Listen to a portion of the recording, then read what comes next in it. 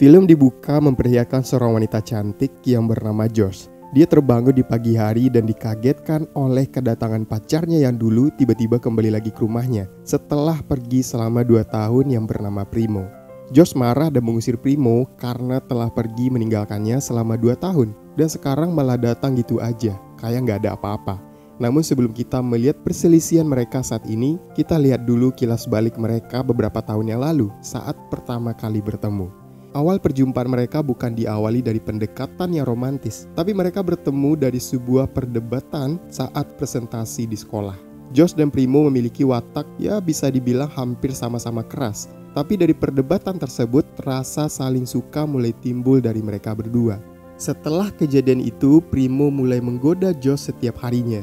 Dia juga dekat dengan keluarganya si Josh, bahkan neneknya si Josh juga menyayangi si Primo. Josh tinggal bersama dengan neneknya di kota, sementara ibu dan adiknya tinggal di kampung. Ayah dan ibunya Josh sudah lama berpisah. Primo adalah seorang keturunan Italia Filipina, dan keluarganya si Primo sekarang berada di Italia dan tinggal sendiri di Filipina. Primo selain tampan, dia juga bisa mengambil hati keluarganya Josh, dan hal itu juga yang membuat Josh semakin suka dengan dirinya. Primo memiliki cita-cita menjadi pemain band yang sukses bersama dengan teman-temannya. Dia berlatih setiap hari dan terkadang tampil di beberapa kafe. Namun sampai detik ini, Primo juga belum berhasil mencapai mimpinya. Tapi Josh yakin suatu saat nanti pacarnya si Primo ini pasti bisa mencapai cita-citanya. Karena dia tahu Primo adalah orang yang ambisius dan tidak mudah menyerah. Setelah mereka lulus sekolah, Josh lanjut kuliah kedokteran. Sementara si Primo masih fokus dengan bandnya. Neneknya Josh ini sangat menyayangi mereka berdua. Dia berjanji akan mewarisi rumahnya ini pada mereka nanti setelah dia meninggal. Selang waktu berlalu, neneknya pun meninggal dan sesuai janjinya, rumah neneknya sekarang jadi milik mereka berdua dan mereka pun tinggal bersama. Nah, ini dia alasannya mengapa tadi George tidak bisa seenaknya mengusir Primo dari rumahnya. Lanjut, masalah satu persatu mulai datang. Primo mulai hancur dengan karir bandnya yang tak kunjung sukses. Bahkan sudah 7 tahun berlalu, Primo hanya menjadi beban bagi si Josh. Sementara Josh mati-matian bekerja part-time demi kuliah dan memenuhi kebutuhan harian mereka. Si Primo ini tidak mau mencari pekerjaan lain. Dia hanya berusaha terus mengejar cita-citanya dalam karir bandnya. Saking menjadi bebannya si Primo ini, Josh bahkan tidak datang ke ujiannya karena mengurus dirinya yang sedang mabuk parah. Rasa tertekan di hati Josh mulai menumpuk melihat Primo. Seolah Primo tidak peduli dengan usahanya, terlalu egois mengejar cita-citanya, dan tak melihat Josh yang setiap hari berusaha bekerja untuk kelangsungan hidup mereka. Hingga suatu malam, kekesalan Josh mencapai puncaknya. Di malam ulang tahun Josh, dia pulang dan melihat kekacauan di rumahnya. Listrik mati tidak dibayar, air pun mati. Rumah sangat berantakan. Josh menahan tekanan batin dan emosi di dalam dirinya. Kemudian Primo datang dan memberikan hadiah sebuah kaset untuk Josh. Emosi Josh memuncak malam itu. Ia menyatakan lelah dengan semua ini. Dia tidak tahan lagi melihat Primo yang egois. Josh di luar sana berjuang mati-matian untuk kelangsungan hidup mereka. Sementara Primo tidak ada gunanya. Dia merasa hidupnya berantakan dan meminta Primo segera pergi saja. Kemudian Primo dengan sangat sedih dan hancur pergi malam itu juga. Jadi begitulah masa lalu mereka berdua. Kembali ke waktu sekarang, setelah 2 tahun berlalu, Josh sekarang bekerja di kantoran dan sambil melanjutkan kuliah kedokterannya. Dia menceritakan ke teman kantornya bahwa dia sekarang sedang galau karena kepulangan Primo pacarnya yang dulu ke rumahnya. Ibunya mengatakan tidak usah mau balikan lagi sama Primo karena telah meninggalkan beberapa tahun yang lalu. Ibunya juga mengatakan untuk segera menjual rumah neneknya itu karena adiknya Josh ini mengalami penyakit mata dan kemungkinan akan buta. Jadi mereka butuh dana yang sangat besar. Josh pun setuju dan mengiyakan kata ibunya. Di sisi lain, Primo yang baru saja kembali menemui teman-teman bandnya yang dulu. Teman-temannya menyambut kedatangan Primo yang sudah lama pergi. Primo sekarang sudah berubah. Dia menjadi orang yang lebih tenang, sabar, dan tidak lagi egois. Bahkan dia mau menerima tawaran dari istri temannya ini untuk bekerja menjadi sales sebuah produk. Teman-temannya sangat bingung melihat perubahan Primo yang dulunya egois. Primo menjelaskan kepada mereka dia sekarang sudah berubah. Dia kembali ke sini dengan satu alasan, yaitu memperbaiki kesalahan yang dulu dan kembali bersama dengan George. Singkat cerita, di malam hari George pulang ke rumahnya dan dia bingung kenapa kunci rumahnya tidak bisa dibuka. Ternyata si Primo mengganti kunci rumahnya tadi. Josh kesal dengan Primo, namun dia sedikit agak terkesan melihat Primo sudah membersihkan seluruh rumah. Berbeda dengan Primo yang dulu yang paling berantakan. Tapi itu tidak mengubah apapun menurutnya Josh. Dia meminta Primo berterus terang apa maksud kedatangannya lagi ke sini mengganggu hidupnya. Lalu Primo menjelaskan dia datang kembali ke sini untuk tinggal lagi bersama Josh. Tentu Josh menolaknya.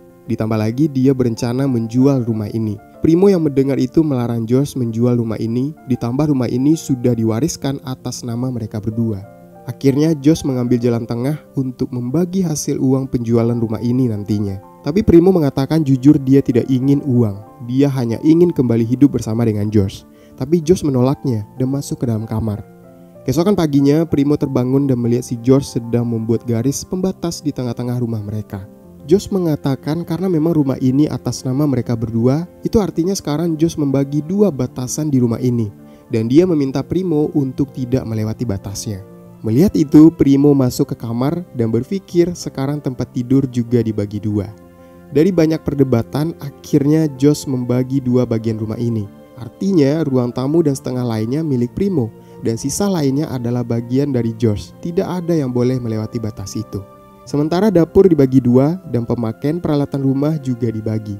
Saat sedang memasang garis, si Primo malah salfok dengan body Josh. Nah, di kesempatan itu Josh mengatakan microwave, kulkas bagian bawah, dan beberapa peralatan dapur lainnya hanya boleh digunakan oleh Josh. Karena lagi fokus liatin bodinya si Josh, dia malah iya-iya aja. Dan Josh berhasil mengelabui Primo. Artinya peralatan dapur hampir keseluruhannya hanya milik Josh. Dan Primo cuma kulkas bagian atas saja. Karena sekarang jadwal kamar mandi adalah jadwalnya George, dia langsung masuk ke kamar mandi. Karena kesal, jadi Primo memilih mandi di luar. Sambil mandi dia berniat menggoda balik si George. Tapi George tidak peduli dan pergi bekerja. Keesokan paginya George membawa calon pembeli rumah mereka untuk melihat-lihat. Nah, si Primo mulai bikin si pembeli gak yakin buat beli rumah ini. Sampai akhirnya si pembeli itu gak mau beli rumah ini dan pergi dari sana. Keesokan paginya Primo membujuk George. Dia meminta izin pada George untuk membawa teman-temannya main ke rumah. Tapi George melarangnya. Karena George sendiri tidak pernah membawa temannya ke rumah ini. Lebih rupanya teman-teman George datang di waktu yang sama. Ya otomatis George harus mengizinkan Primo membawa temannya. Dan tak lama kemudian teman-teman bandnya datang ke rumah. Khusus teman-temannya diperbolehkan melewati garis. Karena mereka juga temannya George dulu. Mereka melepas rindu karena sudah lama tidak bertemu. Teman-temannya George sebenarnya datang ke situ untuk belajar buat ujian. Tapi Primo dan teman-temannya malah berisik sambil ngeledek George dari jauh. Primo merasa mereka agak mengganggu George dan teman-temannya yang sedang belajar. Akhirnya dia mengajak teman-temannya untuk bermain di luar saja.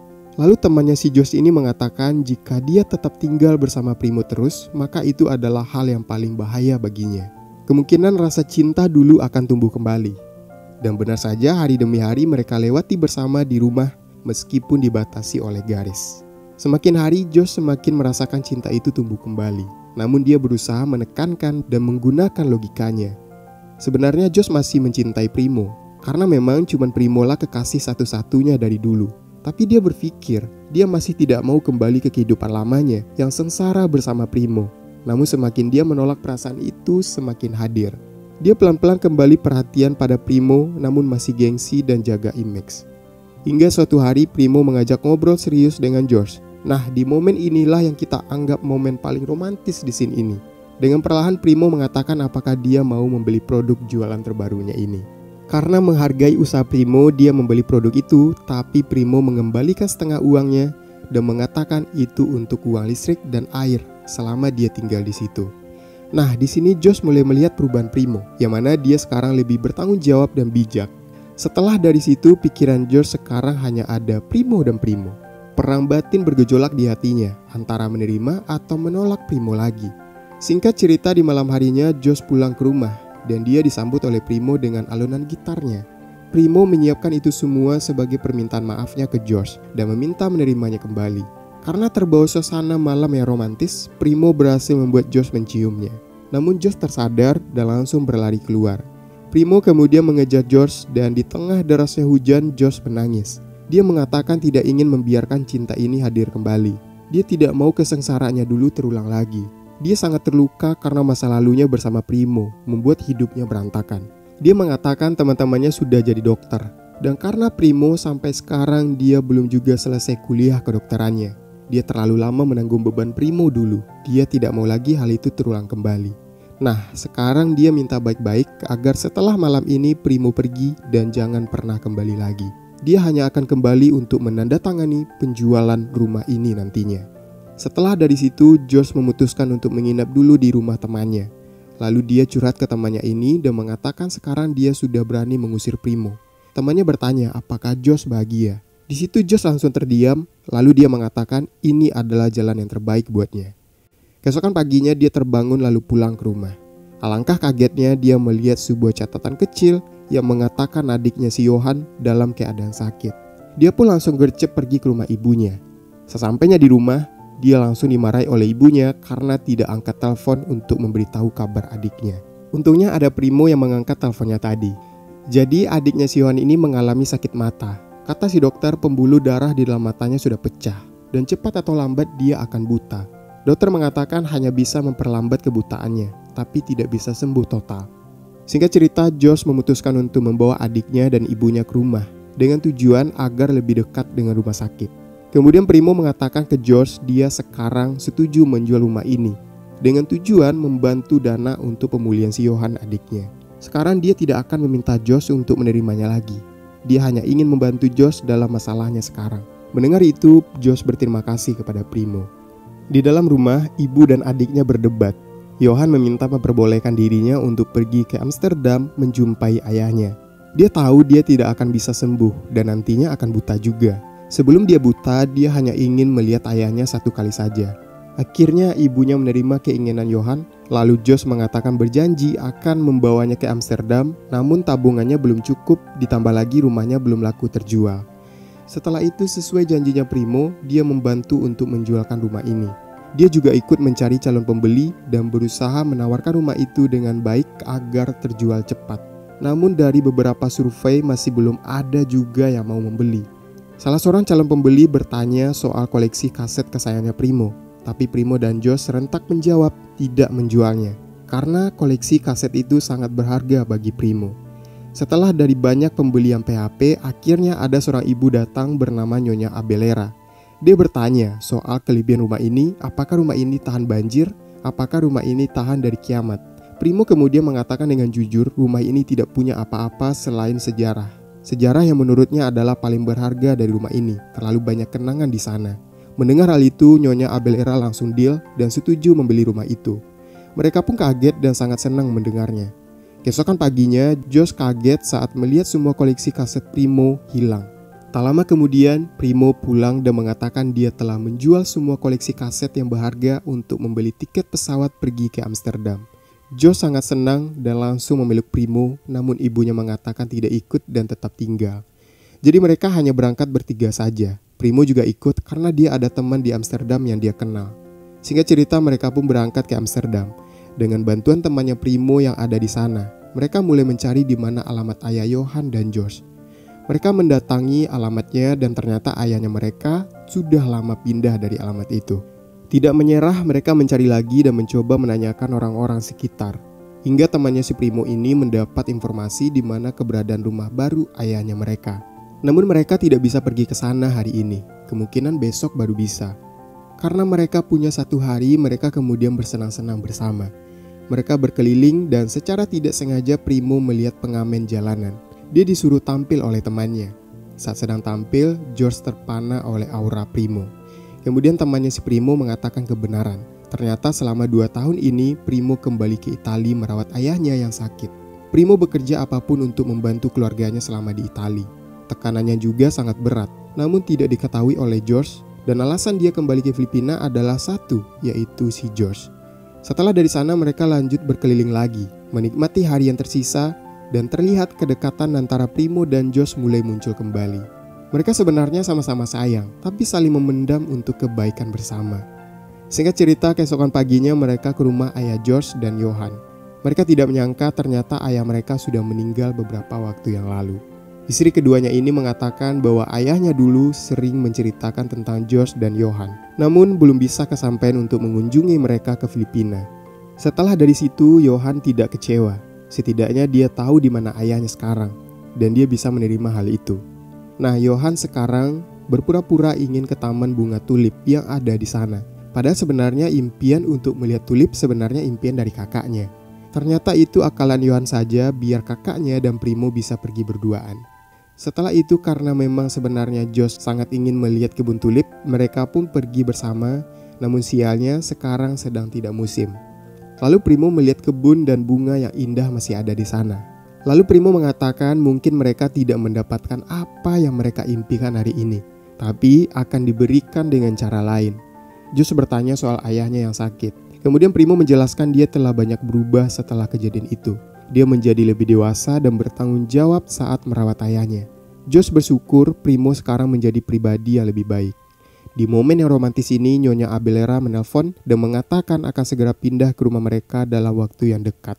Mereka pun sangat senang, tapi yang mereka tidak sadari, itu artinya waktu mereka bersama akan tinggal sedikit lagi. Singkat cerita, mereka pulang dari Amsterdam dan kembali ke rumah. Mereka mulai menjual barang satu persatu. Hingga akhirnya Josh secara tidak sengaja menemukan kaset yang dulu pernah akan diberikan Primo saat ulang tahunnya. Nah, di dalamnya ternyata ada sebuah surat yang belum Josh baca. Di surat itu dikatakan ternyata dulu Primo juga hancur hatinya. Ia sangat kasihan melihat Josh tersiksa akibat dirinya. Tapi dia tidak bisa melakukan apapun, dia merasa menjadi pecundang dan malu. Nah, yang disesali si George setelah membaca ini, dia selama ini salah menilai Primo. Dia mengira Primo tidak memikirkan dirinya. Padahal Primo juga berkorban, bahkan menolak untuk kembali ke Italia hanya untuk hidup bersama George. Tapi malam itu dia malah diusir oleh George. Setelah membaca surat itu, George sangat menyesal karena baru sadar kesalahannya. Akhirnya dia mencium Primo dan sekarang dia menerima Primo kembali.